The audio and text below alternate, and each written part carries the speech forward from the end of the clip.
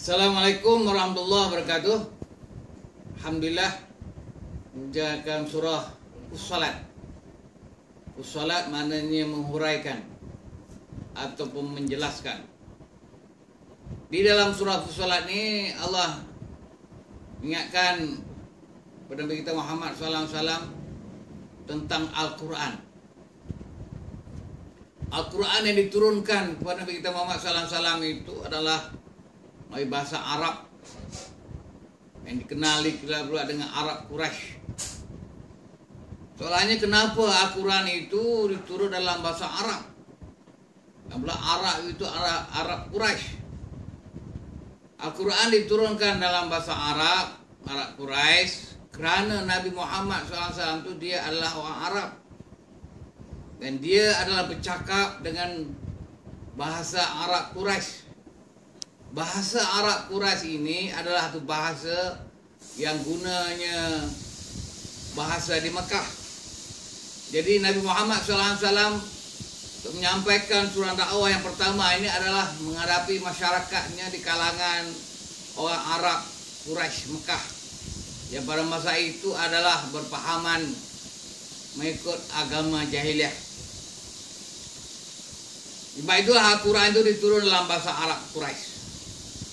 Karena untuk memudahkan Nabi Muhammad SAW berbicara dengan masyarakat Arab jahiliyah yang ada di Mekah itu.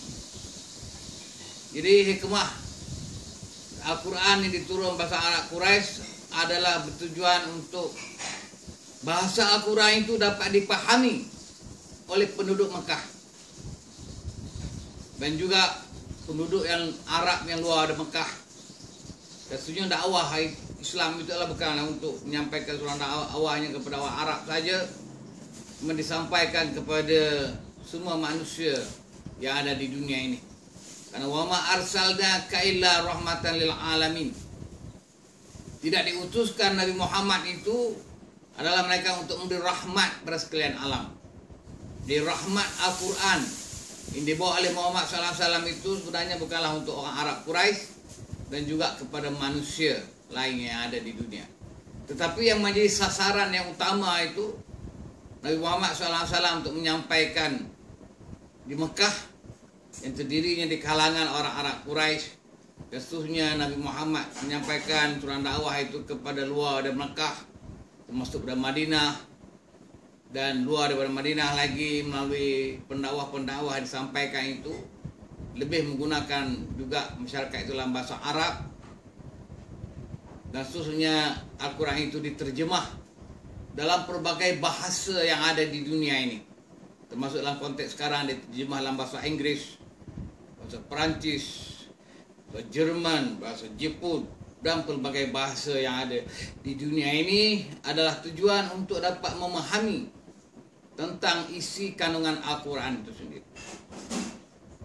Al-Quran memang diturun dalam bahasa Arab, tetapi perjuangannya itu adalah bukanlah untuk perjuangan Arab. Tapi perjuangannya Muhammad SAW adalah berjuang atas dasar Islam. Agama yang dibawakan itu adalah agama Islam. Agama Islam yang dibawa oleh Muhammad SAW ini berasaskan pada 3 persoalan pokok yang besar, iaitu menyentuh soal akidah, soal syariat, dan soal akhlak. Akidah adalah berdasar pada akidah Islam, iaitu mengajak manusia mentauhidkan kepada Allah SWT sebagai Tuhan. Manakala syariat adalah peraturan undang-undang yang diperintah oleh Allah SWT kepada manusia yang menyentuh soal amal ibadat, sembahyang, puasa, zakat, haji dikenali sebagai ibadat khusus, dan juga perkara yang menyentuh soal politik, ekonomi, sosial dan sebagainya menyentuh melalui soal ibadat umum. Itulah di antara isi kandungan Al-Quran. Selain itu, Al-Quran juga menerangkan masalah akhlak. Akhlak ini adalah soal personality manusia yang dikenali Nabi Muhammad SAW itu adalah berakhlak yang tinggi. Innaka ala khuluqin azim. Nabi Muhammad itu adalah punya akhlak yang tinggi. Akhlak yang tinggi itu adalah bagaimana diperjelaskan oleh Siti Aisyah dengan mengatakan, Sayyidah Aisyah radhiyallahu anha mengatakan, huwa khuluqul Quran. Itu akhlak Nabi Muhammad SAW adalah berakhlak Al-Quran. Yang dimaksudkan dengan akhlak Al-Quran, Al-Quran diturunkan kepada Muhammad SAW. Dan Muhammad SAW menyampaikan ajaran Al-Quran itu kepada keluarganya, masyarakatnya dan pada umat manusia sebelum daripada Nabi Muhammad menyampaikan kepada orang lain. Terlebih dahulu Nabi Muhammad SAW mengamalkan setiap perintah Allah Subhanahu Wa Taala yang menyentuhkan soal akhlak pribadi yang mulia, bagaimana hubungan baik dengan isteri, dengan keluarga, dengan masyarakat, dan juga dalam konteks kenegaraan yang menyentuh soal ummah. Ini telah diperjuangkan umat SAW. Sebab itulah perjuangan Nabi Muhammad SAW dapat dikenali melalui dua masa. Pertamanya zaman Makkiyah, waktu berada di Mekah selama 13 tahun untuk menyampaikan surah dakwah kepada masyarakat Arab Jahiliyah itu supaya mereka dapat menerima Islam, lebih soalannya menyentuh soal ketuhanan, untuk mentauhidkan supaya manusia Arab Jahiliyah itu hanya menerima Allah sebagai Tuhan. Sedangkan masyarakat Arab Jahiliyah itu mempercayai berbagai Tuhan mengikut penyembahan mereka.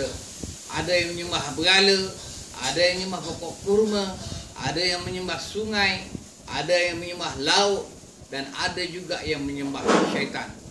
Penyembahan yang berlaku dalam zaman Arab Jahiliyah, berbagai penyembahan, kerana mereka percaya sesuatu itu dapat memberi bekas atau menolong mereka. Inilah membawakan satu perkara yang syirik kepada Allah Subhanahu Wa Taala. Sedangkan masyarakat Arab Jahiliyah, mereka juga percaya Allah itu sebagai Tuhan. Malah mereka mengatakan agama Arab Jahiliyah ini sebenarnya mereka mengikut agama Nabi Ibrahim yang pernah datang ke Mekah dan berdakwah orang masyarakat Mekah menjadi Islam, dan terbentuknya sebuah negara Islam di Mekah pada zaman Nabi Ibrahim, Nabi Ismail dan Nabi Ishak. Dia mengatakan ajaran agama Arab Jahiliyah ini adalah mengikut agama Nabi Ibrahim alaihissalam. Sebenarnya Nabi Ibrahim alaihissalam mengajak masyarakat Arab, masyarakat Mekah itu hanya mengajak manusia di sisi akidahnya mentauhidkan kepada Allah Subhanahu Wa Taala. Sedangkan amalan, cara hidup, budaya orang Arab Jahiliyah ini adalah melakukan perkara yang mensyirikkan kepada Allah Subhanahu Wa Taala. Sebab itu Nabi Muhammad SAW dalam perjuangan dalam semasa di Mekah memperjuangkan, mengajakkan manusia, masyarakat Arab Jahiliyah itu kembali kepada Islam dengan dasarnya mentauhidkan kepada Allah Subhanahu Wa Taala dan membentuk akhlak mereka sebagaimana akhlak Islam. Itu di antara perjuangan Nabi Muhammad SAW yang menyampaikan surah dakwah waktu berada di Mekah. Lepas itu Nabi Muhammad SAW berhijrah ke Madinah, membentuk negara Islam di Madinah. Bila terbentuk negara Islam di Madinah, terlaksanalah hukum syariat Islam. Panjanglah pembicaraannya. Syukurlah itu. Wabillahi taufiq wal hidayah. Assalamualaikum warahmatullahi wabarakatuh.